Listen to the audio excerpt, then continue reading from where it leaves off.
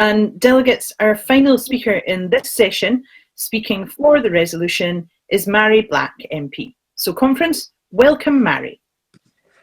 Thank you, conference. I must begin by saying that, like so many of us, I am tired. I am tired of begging Westminster governments for basic competence while they expect us to be silently grateful. To be honest, I was tired by the time I got to the end of the resolution. It's so long, so I'll try and get to the point.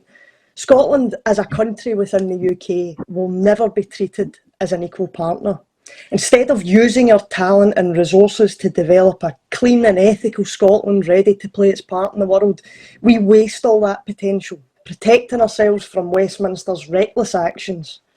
The Internal Market Bill is specifically designed to allow this Tory government to bypass those very protections.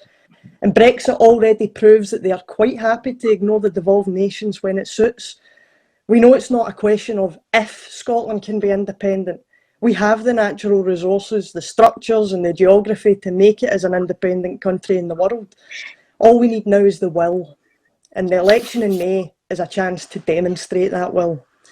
Now, the end of this motion speaks of kindness, diversity and care and love for each other. And this is absolutely true. But if we are going to ask people to believe in and vote for that vision in a referendum, then we have to get our own house in order first. We believe in independence because it's the only realistic route to realising that vision of a fairer, healthier and more equal Scotland. So we have a duty as a party to get serious about tackling the bigotry that makes minorities, including some of our own members at times, feel like that vision may be a pipe dream after all. We know for a fact that there is a deliberate disinformation, divisiveness and online interference in politics worldwide, and we're kidding ourselves if we think we are exempt from it. Insidious politics works by a dripping effect. Little standalone statements that seem reasonable at first, dropping into a river of paranoia that drags down even the most rational of people. We overcome it by spending less time on social media and do politics the proper way. We speak to real people. We listen to their concerns. When politics comes up at the dinner table or in the group chat, we make clear that things like free education, social security and an NHS completely safe from privatisation should be an automatic right for everyone.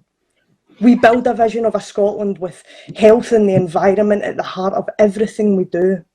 Last time round, we argued that the status quo could be maintained.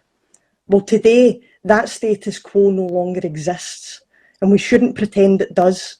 Rather than trying to mimic an outdated, unjust and politically corrupt system, let's grab control of the narrative and stop being on the back foot on issues like currency and public ownership.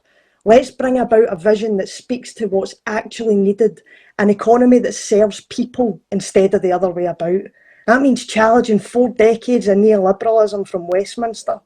People are crying out for change, so we need to be unapologetically bold in our thinking. Let's give people the ability to confidently believe in that radically different Scotland, and let's pass this resolution and make it a reality. Thank you very much, Mhairi.